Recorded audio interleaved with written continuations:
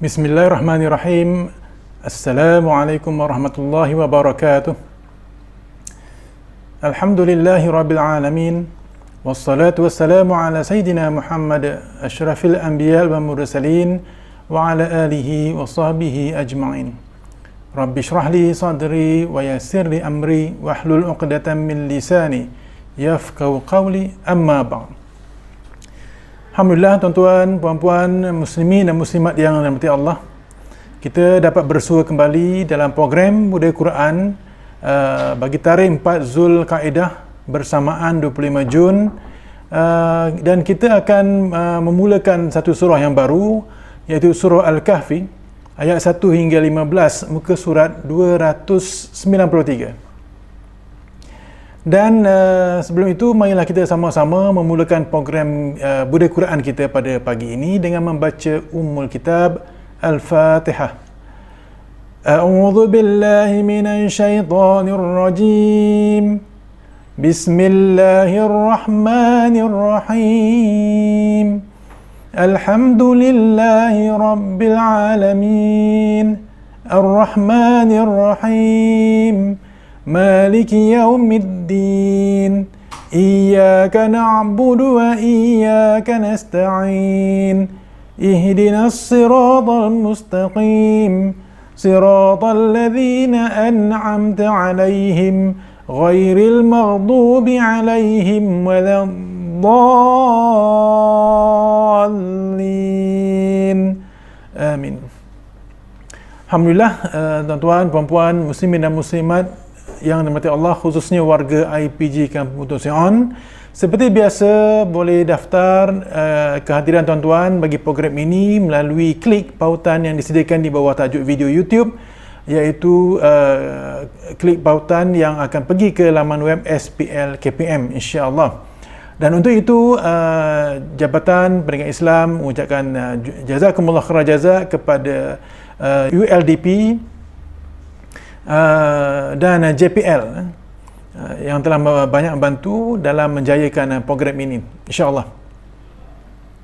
Dan untuk bacaan kali ini, insya-Allah kita akan dipimpin oleh sahabat kita Al-Fadhil Ustaz M. Asrar bin Sudun.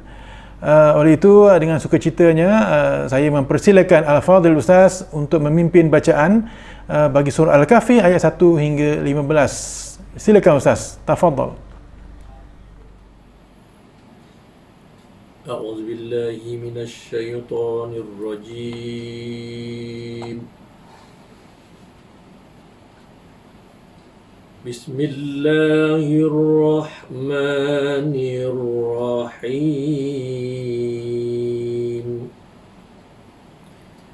Aku berlindung dengan Allah dari syaitan yang direjam, dengan nama Allah yang Maha Pemurah lagi Maha Pengasihan.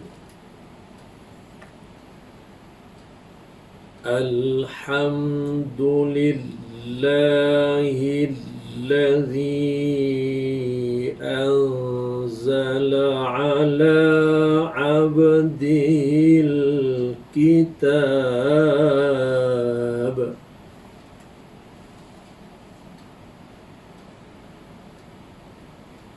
alladzi anzala ala abdihil kitab wa lam yaj'al lahu iwaja. Segala puji tertentu bagi Allah yang telah menurunkan kepada hamba-Nya Muhammad sallallahu alaihi wasallam kitab suci Al-Quran dan tidak menjadikan padanya sesuatu yang bengkok ataupun terpesong. Qaiman liyunzira ba'san syadidan min ladunhu wa yubashshiral mu'minin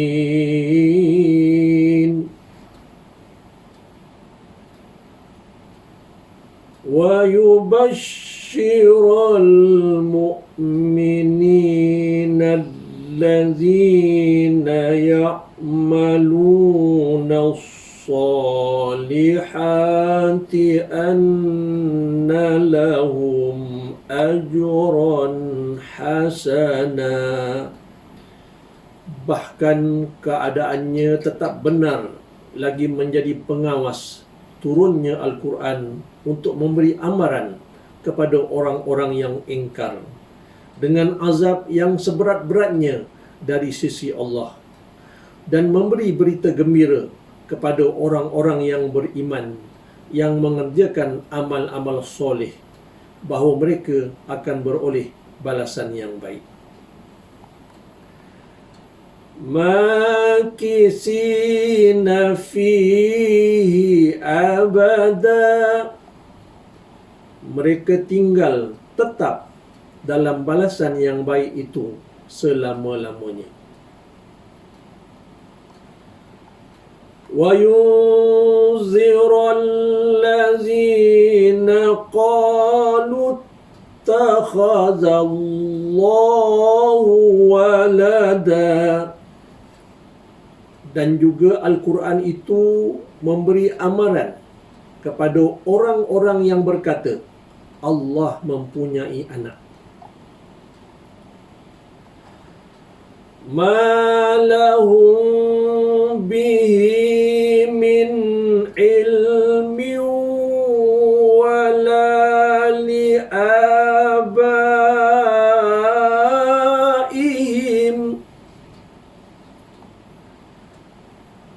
kaburat kalimatan takhruju min afwahihim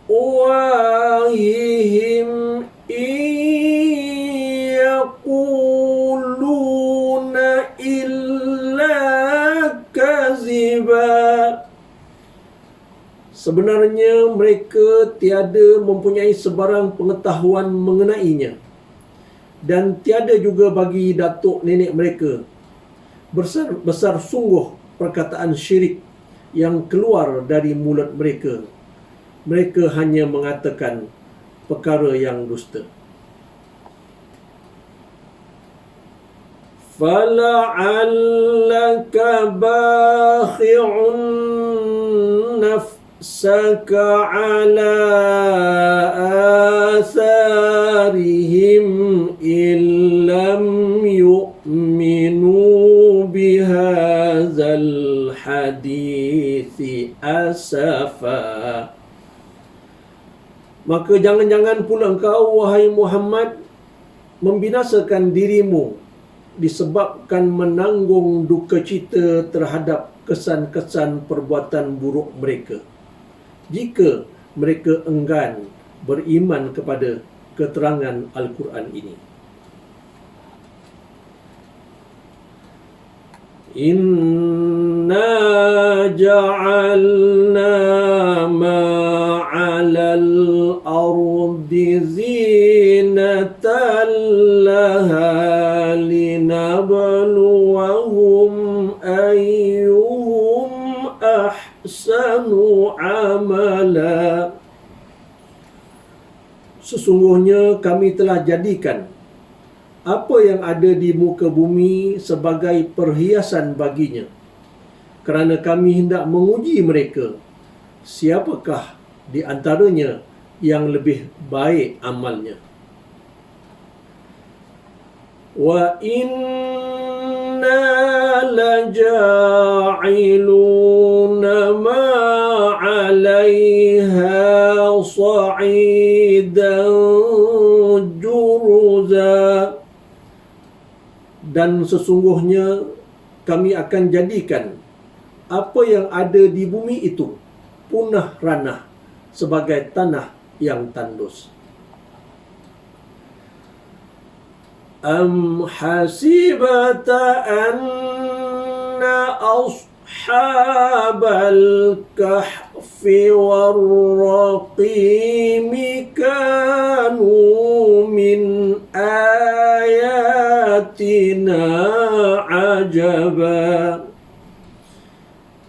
Adakah engkau menyangka, wahai Muhammad, bahawa kisah Ashabul Kahfi dan Ar-Raqim. Itu sahaja yang menakjubkan di antara tanda-tanda yang membuktikan kekuasaan kami. إذ أوى الفتية إلى الكهف فقالوا ربنا آتنا من لدنك رحمة ربنا آتنا من لدنك رحمة وهيئ لنا من أمرنا رشدا. Ingatlah peristiwa ketika serombongan orang-orang muda pergi ke gua. Lalu mereka berdoa, wahai Tuhan kami, kurniakanlah kami rahmat dari sisimu dan berilah kemudahan-kemudahan serta pimpinan kepada kami untuk keselamatan agama kami. فَضَرَبْنَا عَلَى آذَانِهِمْ فِي الْكَهْفِ سِنِينَ عَدَدًا. Lalu kami tidurkan mereka dengan nyenyaknya dalam gua itu bertahun-tahun yang banyak bilangannya. Summa ba'athnahum lina'lama ayyul hizbaini ahsa lima labisu amada. Kemudian kami bangkitkan mereka dari tidurnya untuk kami menguji siapakah dari dua golongan di antara mereka yang lebih tepat kiraannya tentang lamanya mereka hidup dalam gua itu. Nahnu naqussu 'alaika naba'ahum bil haqq innahum fityatun amanu bi rabbihim wa zidnahum huda. Kami ceritakan kepadamu wahai Muhammad perihal mereka dengan benar. Sesungguhnya mereka itu orang-orang muda yang beriman kepada Tuhan mereka, dan kami tambahi mereka dengan hidayah petunjuk. وَرَبَطْنَا عَلَى قُلُوبِهِمْ إِذْ قَامُوا فَقَالُوا رَبُّنَا رَبُّ السَّمَاوَاتِ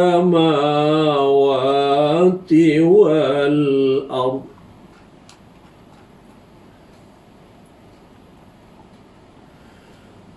رَبُّ السَّمَاوَاتِ وَالْأَرْضِ لَن نَّدْعُوَ مِن دُونِهِ إِلَٰهًا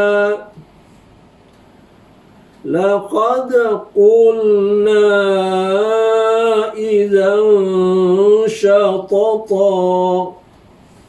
Dan kami kuatkan hati mereka dengan kesabaran dan keberanian semasa mereka bangun menegaskan tauhid, lalu berkata, Tuhan kami ialah Tuhan yang mencipta dan mentadbirkan langit dan bumi. Kami tidak sekali-kali akan menyembah Tuhan yang lain daripadanya. Jika kami menyembah yang lainnya, bermakna kami memperkatakan dan mengakui sesuatu yang jauh dari kebenaran. Haula'i qaumun ittakhadhu min آلهة لولا يأتون عليهم بسلطان بين فمن أظلم ممن افترى على الله كذبا.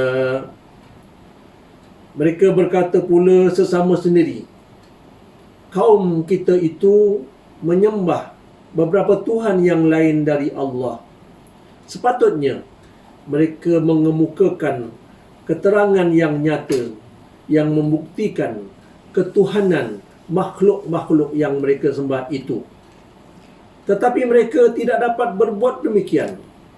Maka tidak ada yang lebih zalim dari orang-orang yang berdusta terhadap Allah Subhanahu wa taala. Sadaqallahul azim. Sadaqallahul azim.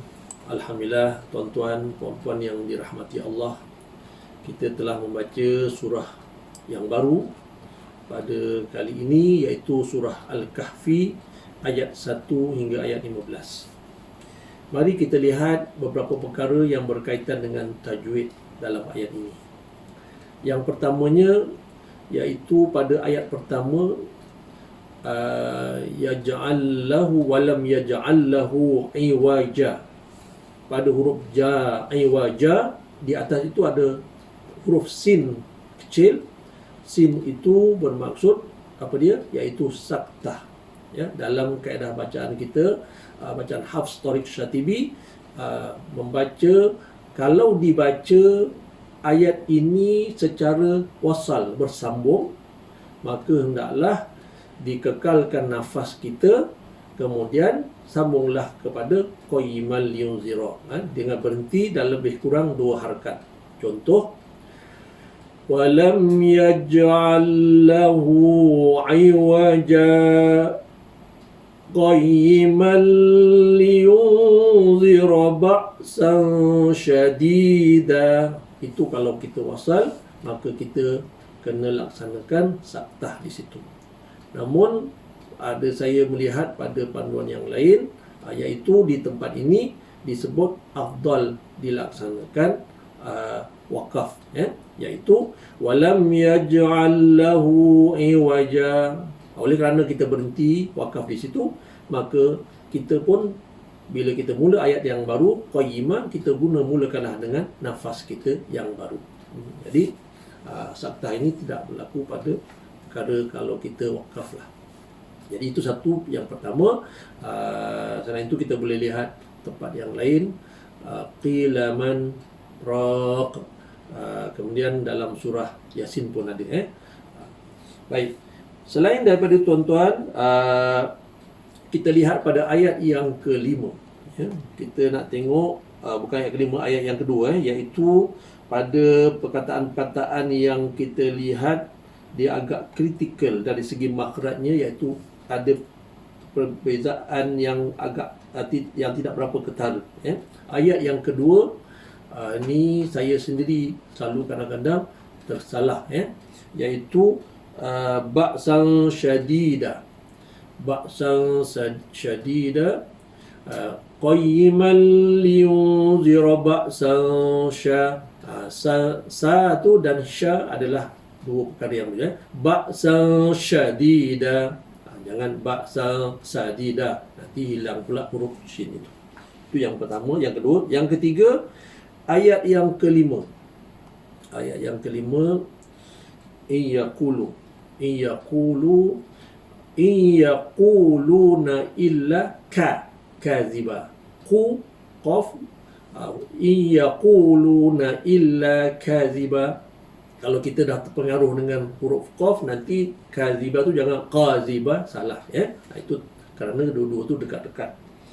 Seterusnya ayat yang ke-6,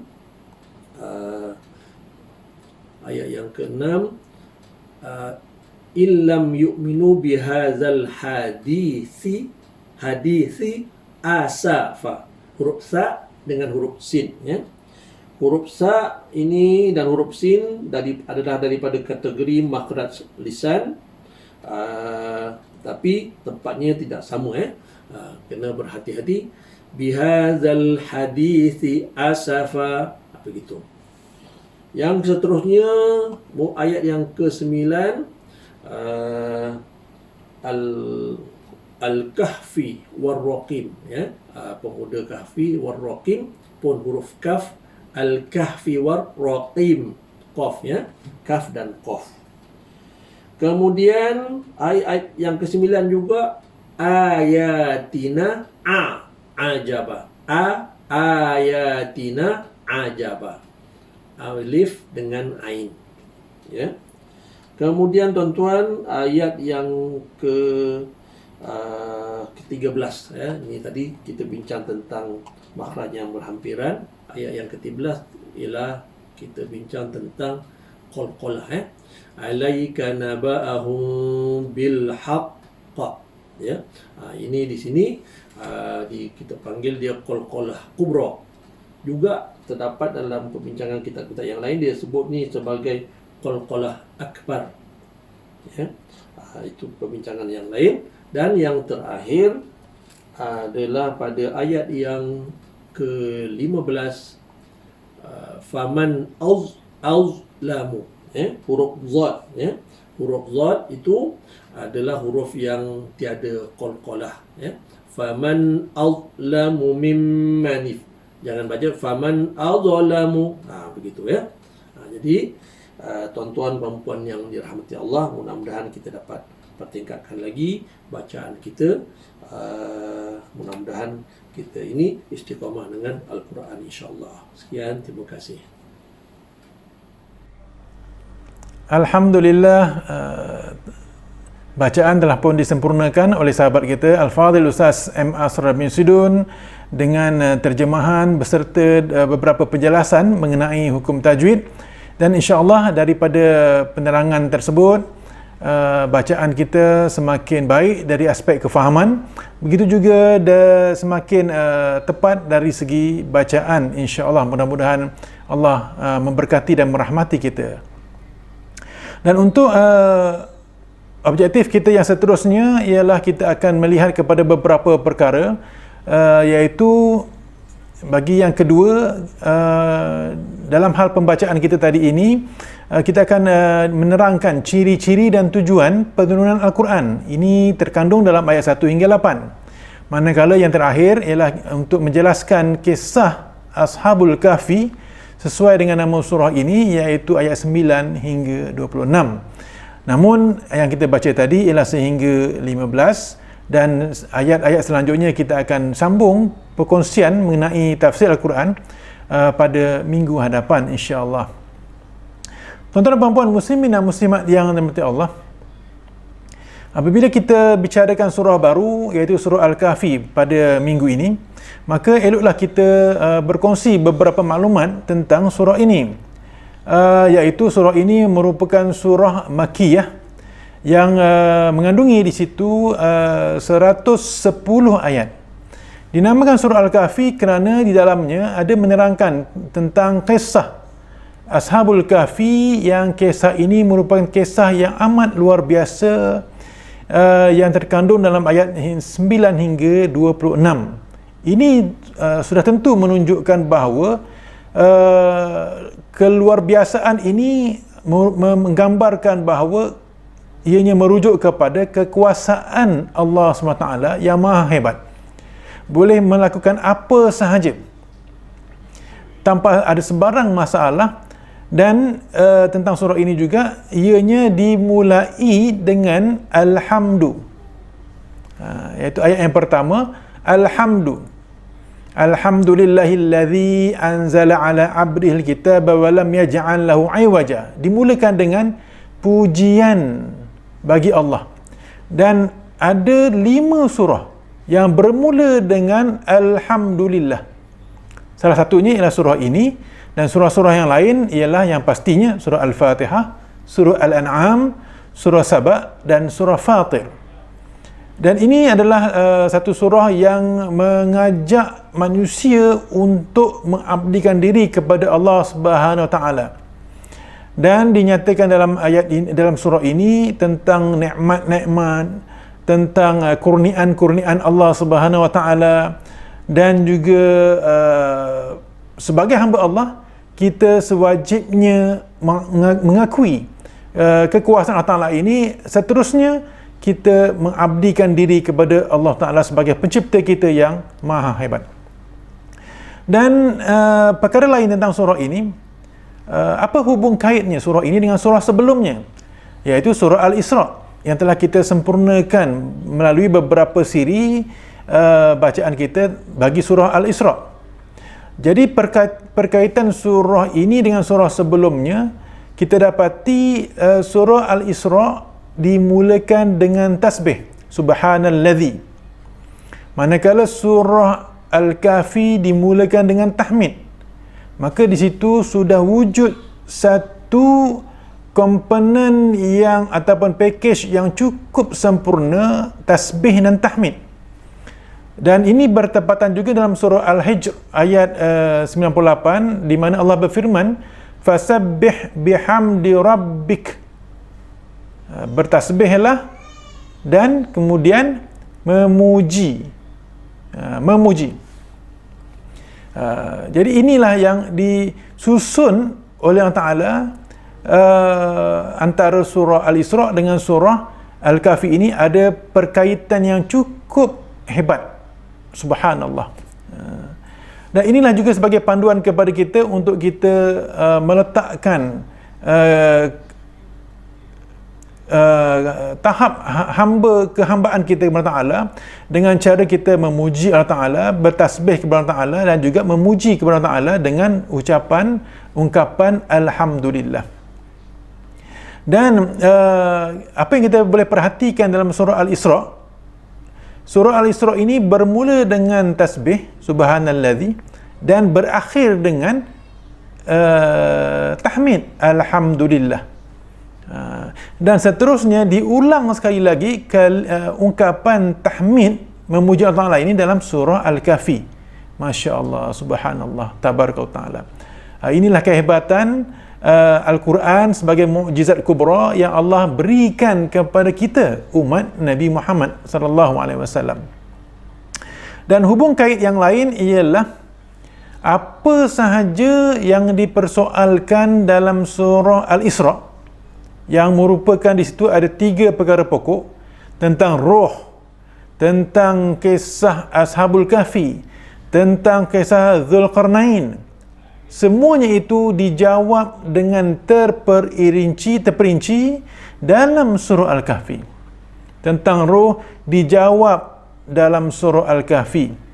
Contohnya bila sebut tentang keilmuan roh ini, ialah ilmu tentang roh ini sedikit saja diberikan oleh Allah Ta'ala dalam ayat 85 surah Al-Isra, tapi diperincikan sedikit itu macam mana, iaitu dalam surah Al-Kahfi ayat 109. Begitu juga dengan persoalan-persoalan yang lain, seperti persoalan mengenai wa'dul akhirah, dinyatakan dalam surah Al-Isra ayat 104, tapi diperincikan tentang perkara ini dalam surah Al-Kahfi ayat 98 hingga 100, iaitu berkenaan wa'dul akhirah. Jadi Allah telah memberikan satu bentuk ataupun pendekatan yang mana persoalan dalam satu surah dan perinciannya diberikan dalam satu surah berikutnya. Dan inilah yang telah jadikan satu contoh ikutan kepada manusia untuk dijadikan satu karya seni, sama ada ianya berbentuk cetakan seperti penulis-penulis novel, ataupun berbentuk drama. Episod yang pertama, episod yang kedua menjelaskan apa yang dipersoalkan dalam episod yang pertama. Inilah satu inspirasi yang diberikan oleh Allah Ta'ala melalui penurunan Al-Quran dalam bentuk turunnya surah-surah dan susunan surah-surah yang amat hebat, subhanallah. Tuan-tuan dan puan muslimin dan muslimat yang dirahmati Allah, apa yang terkandung dalam surah ini sebenarnya banyak perkara. Selain daripada Ashabul Kahfi, dinyatakan juga di situ tentang kisah Zulkarnain, tentang kisah Nabi Musa bersama dengan Nabi Khidir, dan beberapa perkara yang perlu kita ambil untuk dijadikan panduan. Tuan-tuan dan puan muslimin dan muslimat yang dirahmati Allah, kita teruskan perkongsian kita masih lagi tentang latar belakang surah ini dari aspek apa kelebihan surah ini, apa fadail surah Al-Kahfi ini. Antaranya merujuk kepada beberapa hadis yang sahih. Contohnya hadis daripada Sunan Abu Daud, hadis yang ke-3765, daripada an hadis Abi Ad-Darda yang meriwayatkan di situ Nabi Muhammad SAW bersabda, man hafiza 10 ayatin min awali suratil kahfi usima min fitnatid dajjal. Kata Nabi, sesiapa yang menghafaz 10 ayat yang pertama daripada surah Al-Kahfi ini, usima, dipelihara daripada fitnah dajjal. Ini kelebihan. Dan hadis-hadis ni sebenarnya kita sedia maklum, kita sering dengar sebab kita selalu mengamalkan bacaan ini, bacaan surah Al-Kahfi ini, sama ada secara sepenuhnya ataupun 10 ayat yang pertama. Dan hadis ini dikuatkan lagi dengan beberapa hadis yang lain. Contohnya hadis dalam Sahih Muslim, Sunan Tirmizi, dalam Musnad Ahmad, dan juga dalam Musnad Ad-Darimi. Hadis yang lain tentang kelebihan surah ini boleh kita rujuk, antaranya ialah Nabi bersabda, man qara'a al-ashr wal-awakhir min suratil kahfi usima min fitnatid dajjal. Siapa yang baca 10 terakhir, yang tadi siapa yang hafaz 10 awal, ini 10 yang akhir, maka ganjarannya sama, terpelihara insya-Allah daripada fitnah dajjal. Begitu juga dengan lafaz daripada An-Nasa'i, sesiapa yang baca 10 ayat daripada surah ini akan dipelihara oleh Allah Ta'ala daripada fitnah dajjal. Hadis yang lain ialah siapa yang baca 10 ayat terakhir daripada surah ini, maka ianya ismatun lahu minan dajjal. Walaupun ada sedikit perbezaan dari segi ungkapan kalimatnya, tetapi maksudnya tetap sama. Jadi hadis-hadis itu menunjukkan bahawa siapa yang baca 10 terawal daripada surah ini ataupun 10 akhir daripada surah ini, maka fadilatnya Allah pelihara kita daripada fitnah dajjal. Subhanallah.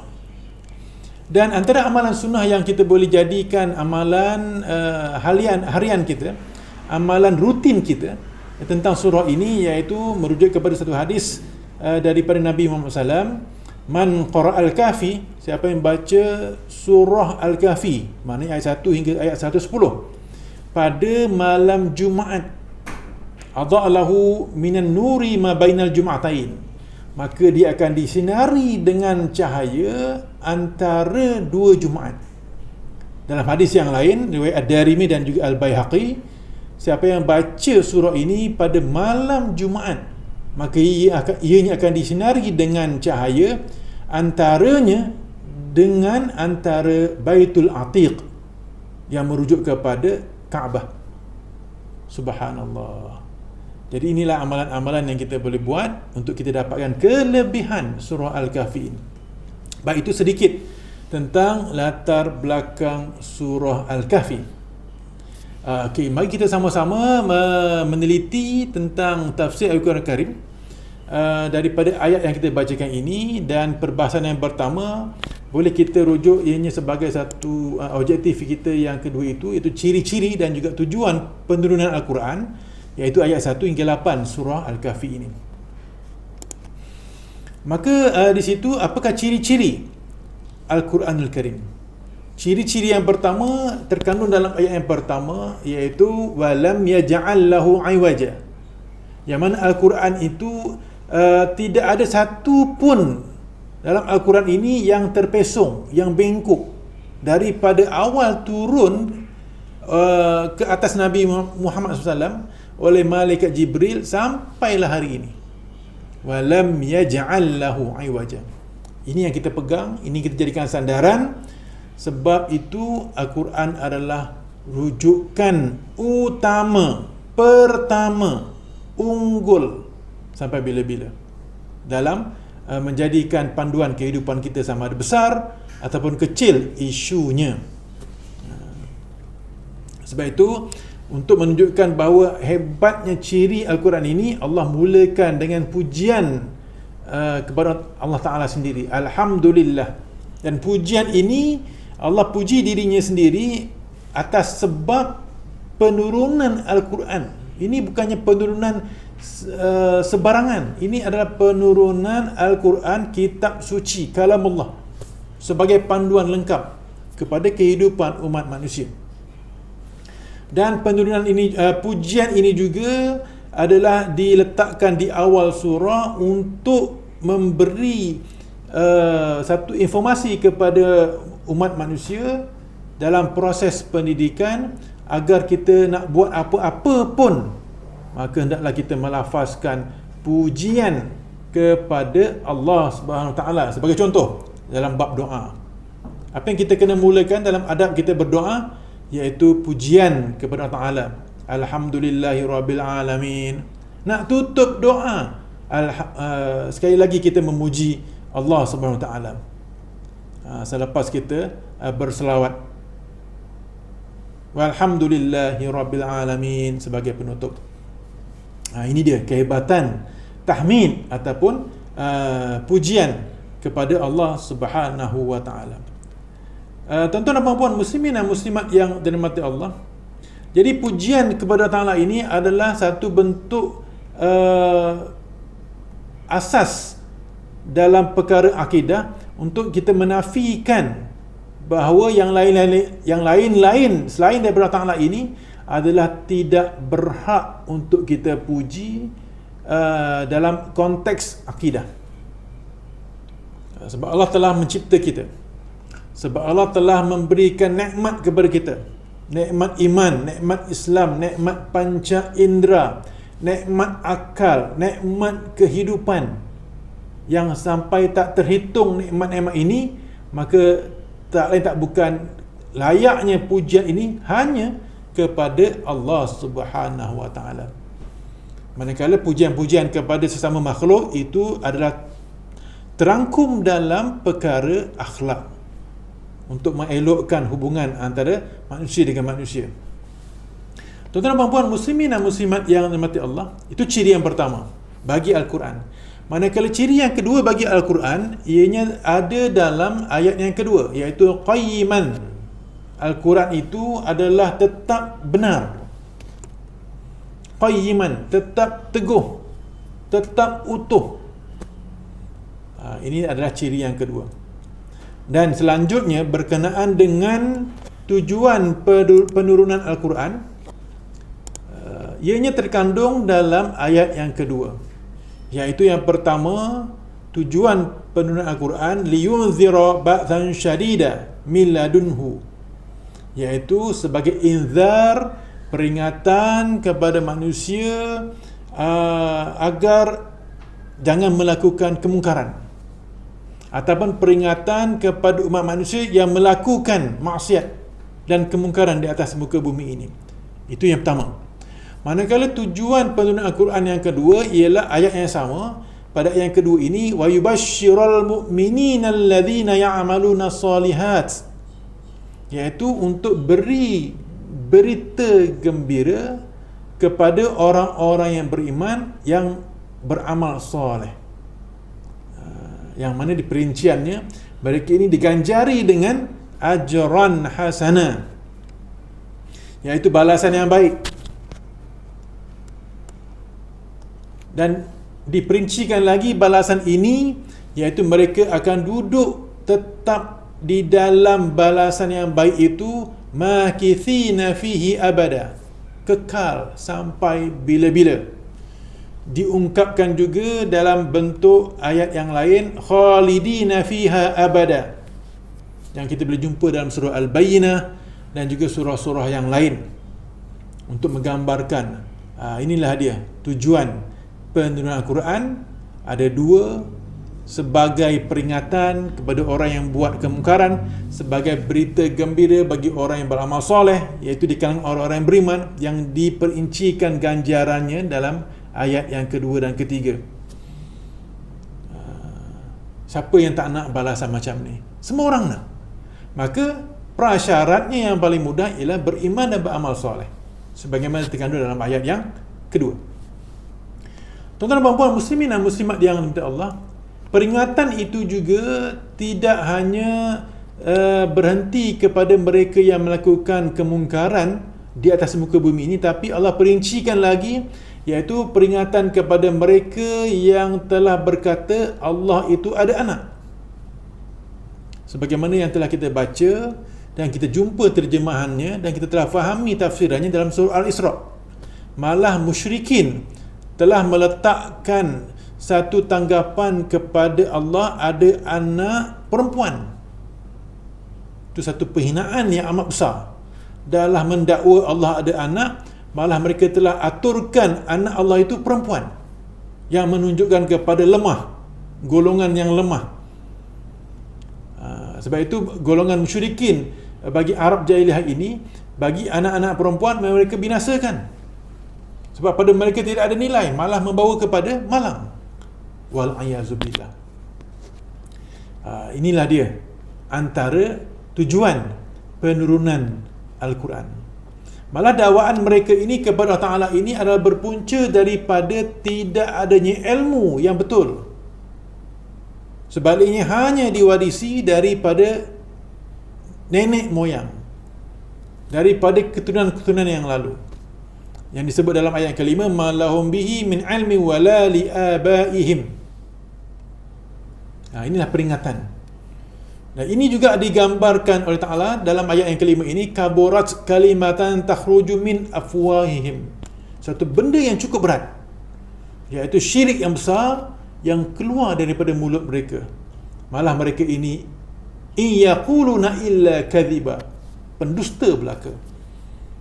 Kata-kata yang keluar daripada mulut mereka dengan dakwaan-dakwaan yang tidak berasas, malah sebenarnya mereka tahu, tapi sengaja mereka keluarkan untuk menunjukkan satu penghinaan yang amat berat dalam aspek ketuhanan. Inilah dia digelarkan oleh Allah SWT sebagai satu pembohongan yang besar. Itu pun masih ada lagi yang kekal dengan situasi seperti ini.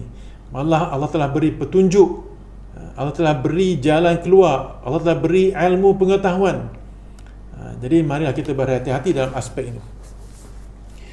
Dan di ayat yang ke-6 Allah telah memberi teguran, panduan kepada Nabi Muhammad SAW agar tidak menzahirkan rasa duka cita atas perbuatan mereka yang keji, yang buruk. Itu adalah pilihan mereka. Setelah diberikan dakwah, setelah diberikan seruan, setelah diberikan ajakan, setelah diberikan tarbiyah dan macam-macam usaha dan ikhtiar yang disampaikan, tapi mereka masih memilih untuk kufur, untuk melakukan pengsyirikan. Jadi jangan ada dalam diri wahai Nabi Muhammad SAW ada perasaan duka cita, kerana mereka telah memilih untuk tidak beriman kepada keterangan dalam Al-Quranul Karim. Dan kalau mereka masih lagi tidak mahu atau kekal dalam situasi yang keji dan buruk itu, maka Allah berikan peringatan lagi dalam ayat yang ke-7 bahawa Allah jadikan nak bagi tahu dunia ni sebenarnya zinatan laha, semata-mata sebagai perhiasan yang Allah nak uji manusia, linabluwahum, yang manakah yang terbaik. Jadi jangan kita mudah-mudah untuk tertipu dengan keindahan dunia.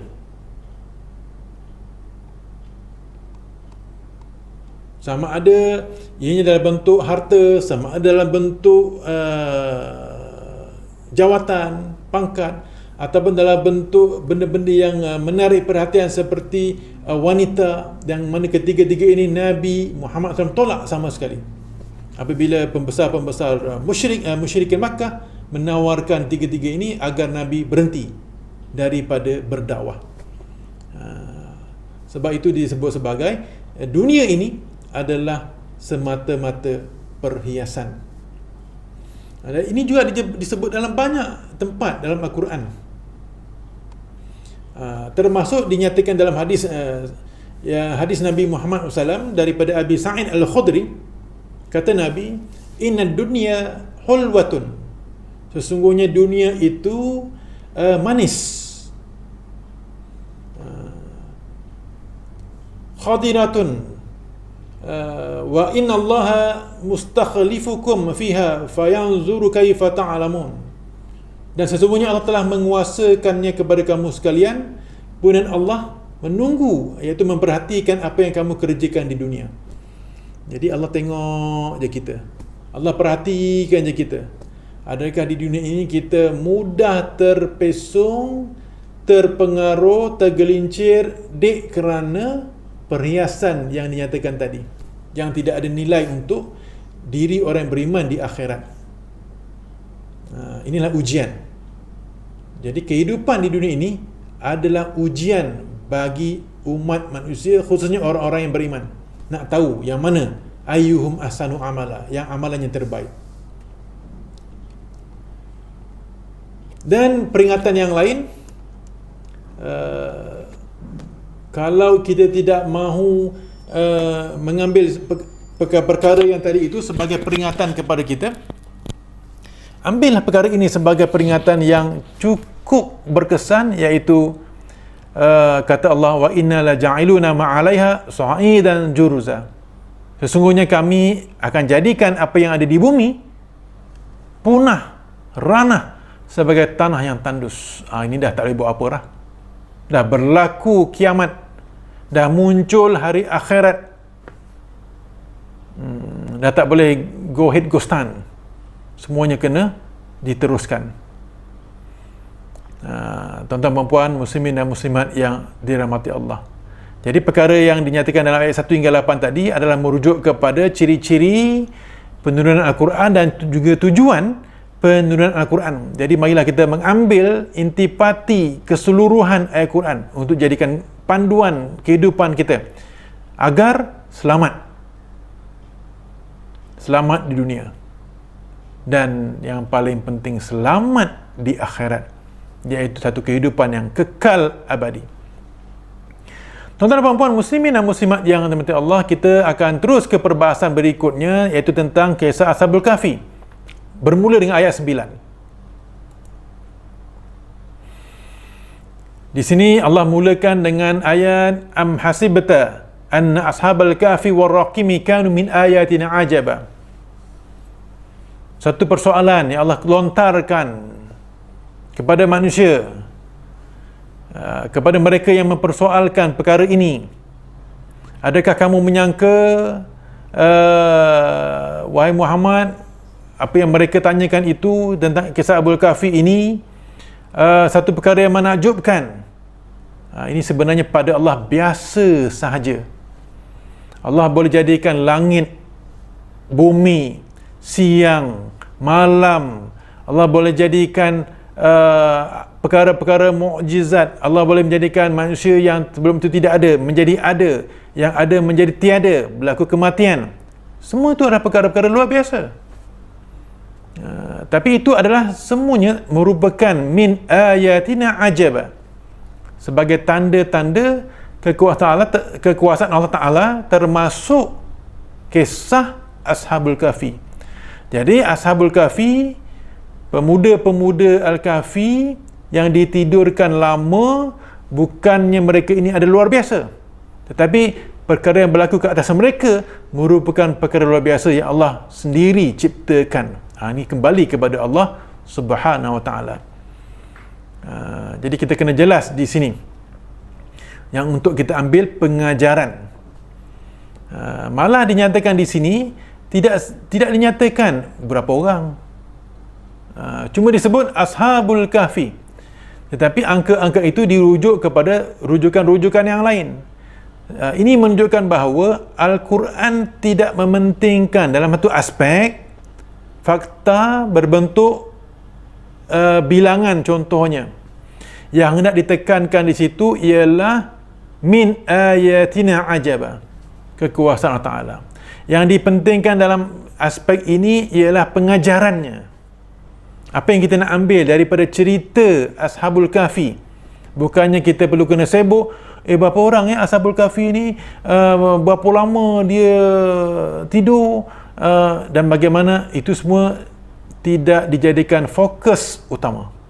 Sebagaimana yang disebut-sebut oleh Bani Israel sebagai contoh, cerita tentang lembu yang perlu disembelih.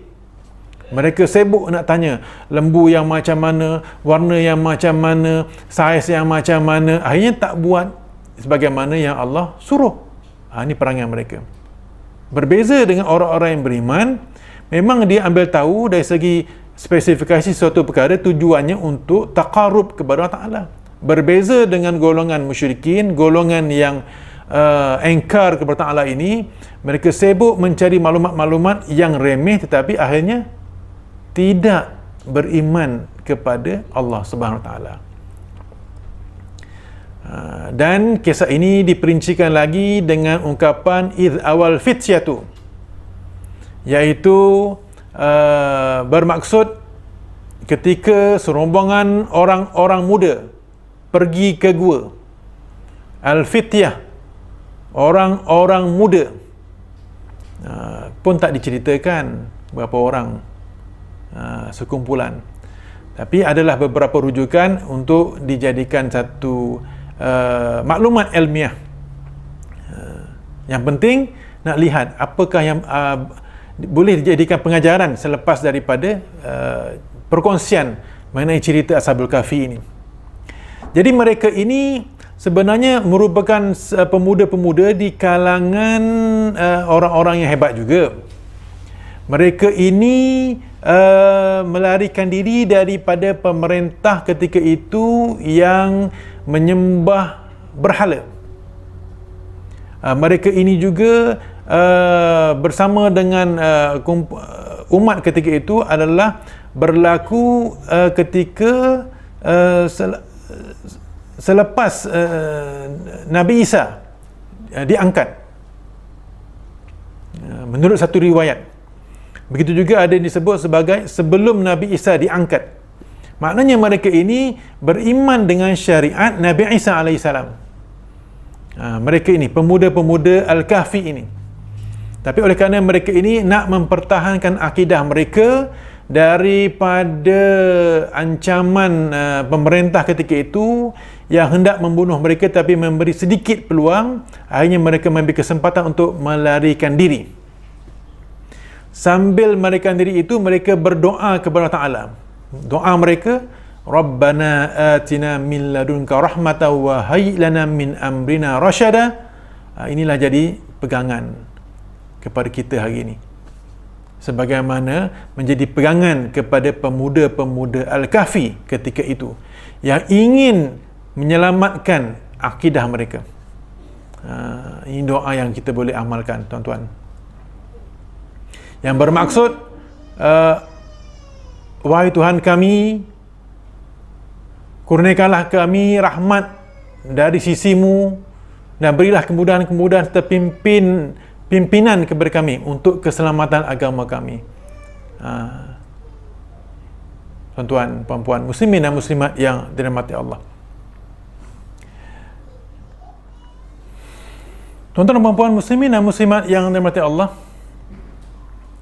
dalam ayat ke-11 diperincikan oleh Allah Ta'ala bagaimana mereka ini boleh berada dalam gua Al-Kahfi dalam tempoh yang amat lama. Kata Allah, fadarabna ala adhanihim fil kahfi sinina adada. Lalu kami tidurkan mereka dengan nyenyaknya dalam gua itu bertahun-tahun. Sinina adada, maknanya bertahun-tahun. Dan disebut dalam satu riwayat tempohnya ialah sekitar 309 tahun. Subhanallah. Jadi bagaimana ini boleh berlaku, iaitu Allah tutupkan telinga mereka dengan ungkapan darabna. Maknanya kalau kita tidur ni, kita mudah terjaga sebab kita terdengar sesuatu. Tapi bayangkan kalau langsung tak dengar apa-apa. Ini yang menunjukkan Allah Ta'ala boleh melakukan apa sahaja ke atas hamba-Nya, ke atas makhluknya. Dan ianya berlaku dalam tempoh yang amat lama. Dan setelah selesai tempoh tersebut, mereka ini dijagakan semula. Dalam ayat yang ke-12, thumma ba'athnahum, kemudian kata Allah, kami bangkitkan mereka untuk kami ketahui ayyul hizbaini asa lima labithu amada, antara dua golongan di antara mereka yang lebih tepat kiraannya tentang lamanya mereka hidup. Jadi tuan-tuan, apa yang menarik dalam ayat ini ialah ayyul hizbain, kami nak menguji siapakah dari dua golongan di antara mereka. Tujuannya di sini ialah nak bagi tahu bahawa sebagai manusia biasa, walaupun mereka ini beriman, tetap ada berlaku perbezaan pendapat. Ada yang mengatakan sekian lama, ada yang mengatakan sekian lama. Ini adalah lumrah yang berlaku dalam kehidupan umat manusia, perbezaan pendapat. Tetapi akhirnya bagi orang yang beriman, perbezaan pendapat ini akhirnya menuju kepada keharmonian, bukan perpecahan. Sebab itu dinyatakan dalam ayat ini, thumma ba'athnahum lina'lama ayyul hizbaini ahsa lima labithu amada.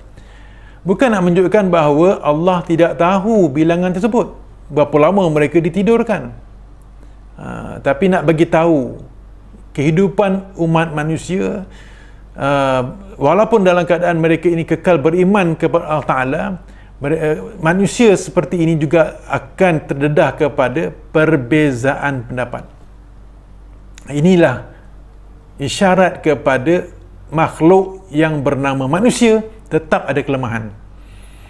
Oleh itu perbezaan ini boleh diselesaikan dengan cara kembali kepada Al-Quranul Karim.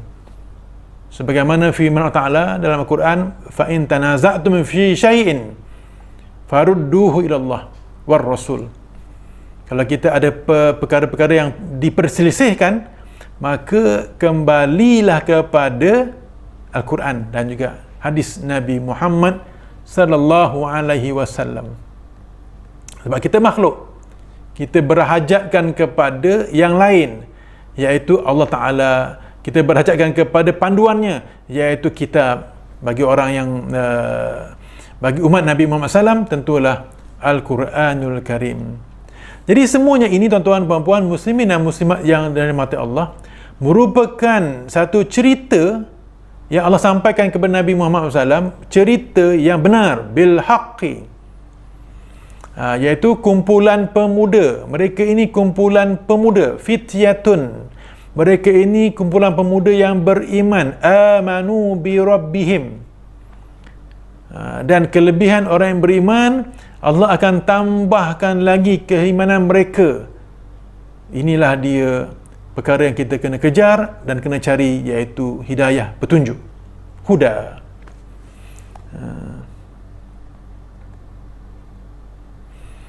Dan apabila kita bicarakan tentang pemuda ini, sebenarnya ada satu pengajaran yang menarik untuk kita ambil, bahawa pemuda adalah satu kumpulan yang cukup hebat, kuat, bersemangat, bertenaga, sama ada dari segi jasmaninya, emosinya, kerohaniannya, dari segi inteleknya, semuanya hebat kumpulan pemuda ni. Semuanya cukup lancar dari segi aktiviti dan pergerakan.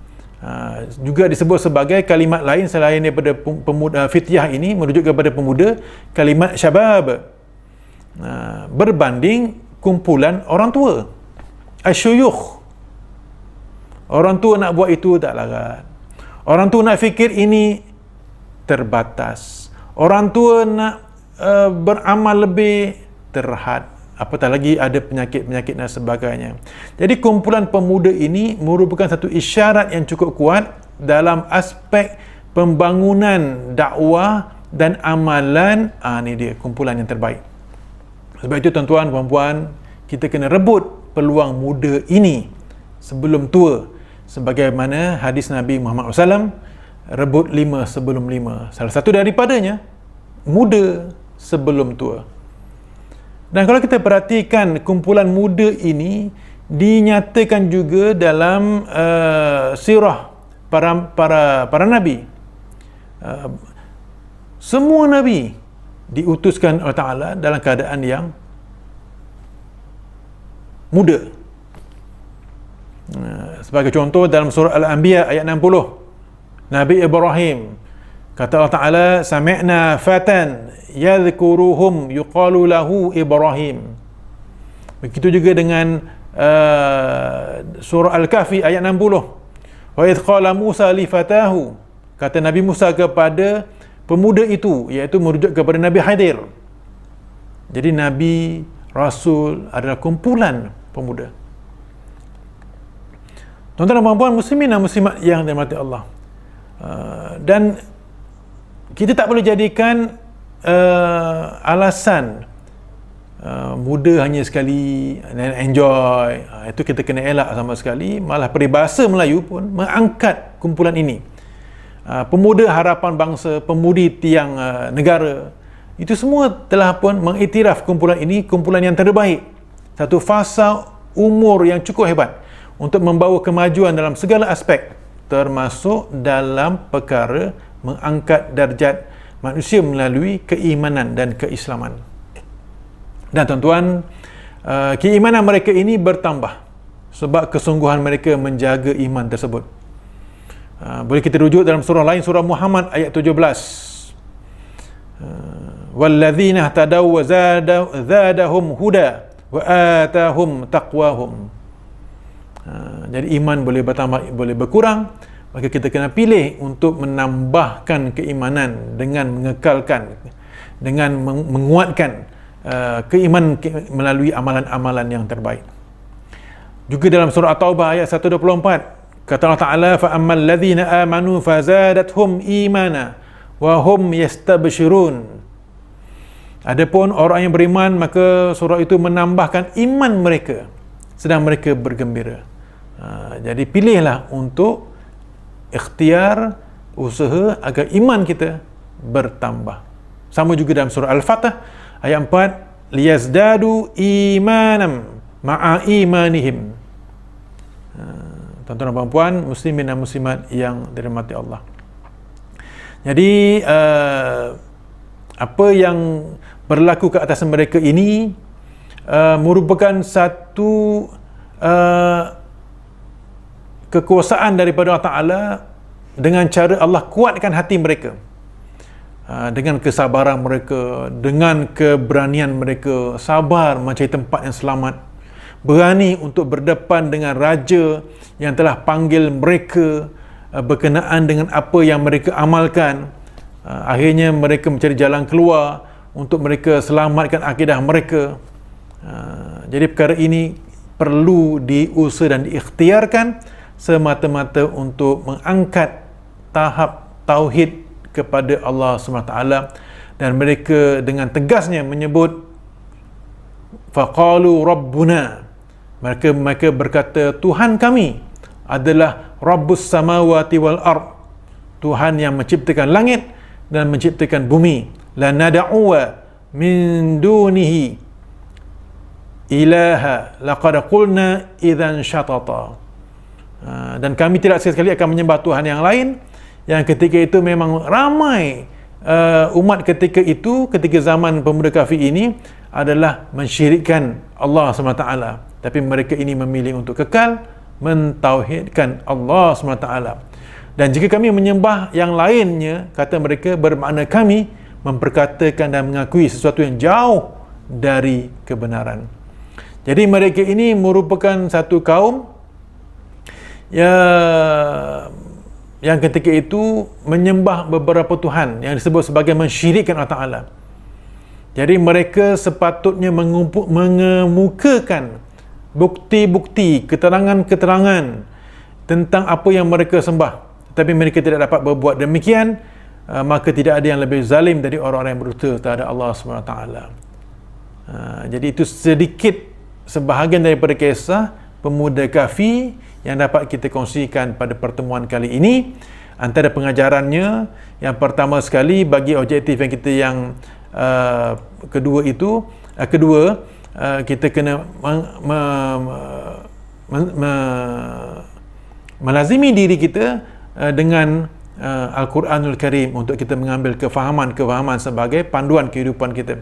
Dan pengajaran berikutnya ialah kita kena mencontohi pemuda Al-Kahfi yang cukup sabar, yang cukup berani mempertahankan akidah yang benar walaupun terpaksa berdepan dengan pemerintah yang zalim, serta melakukan amalan syirik ke atas Allah Subhanahu Wa Taala semata-mata untuk mendapatkan keredaan daripada Allah Subhanahu Wa Taala yang balasannya cukup indah di hari akhirat. Jadi tuan-tuan muslimin dan muslimat yang dirahmati Allah, sekarang itu dahulu program Quran kita bagi surah Al-Kahfi ayat 1 hingga 15, dan kita akan akhiri dengan doa khatam Al-Quran. Allahumma arhamna bil Quran waj'alhu lana imaman wa nuran wa hudan wa rahmah. Allahumma dzakirna minhu ma nusina wa 'allimna minhu ma jahilna warzuqna tilawatahu ana al-laili wa atrafan nahar waj'alhu lana hujjatan ya rabbal alamin. Alhamdulillah. Dan untuk pengetahuan tuan-tuan perempuan warga IPG Kabupaten Sion, khasnya bagi perbahasan mengenai tafsir Al-Quran dalam surah-surah yang kita baca, ayat-ayat yang kita baca hari ini dan juga yang sebelum-sebelum ini, rujukan utama kami adalah Tafsir Al-Munir fil Aqidah wa Syariah wal Manhaj yang ditulis oleh Syekh Dr. Wahab Mustafa Az-Zukhaili, juga diterbitkan oleh banyak penerbitan, antaranya Darul Fikri Al-Muasir Beirut. Jadi mudah-mudahan Allah membimbing kita, mudah-mudahan Allah merahmati kita, mudah-mudahan Allah memberkati kita insya-Allah. Dan yang baik itu daripada Ta'ala, dan kalau ada salah silap kami mohon maaf zahir dan batin. Dan kita tangguhkan budi Quran kita bagi siri kali ini dengan bacaan tasbih kafarah serta surah Al-Asr. Subhanakallahumma wa bihamdika asyhadu an la ilaha illa anta astaghfiruka wa atubu ilaik. Bismillahirrahmanirrahim. Wal 'asr innal insana lafi khusr illa alladhina amanu wa 'amilus solihat wa tawasaw bil haqqi wa tawasaw bis sabr. Sadaqallahul azim. Wabillahi taufiq wal hidayah. Wassalamu alaikum warahmatullahi wabarakatuh.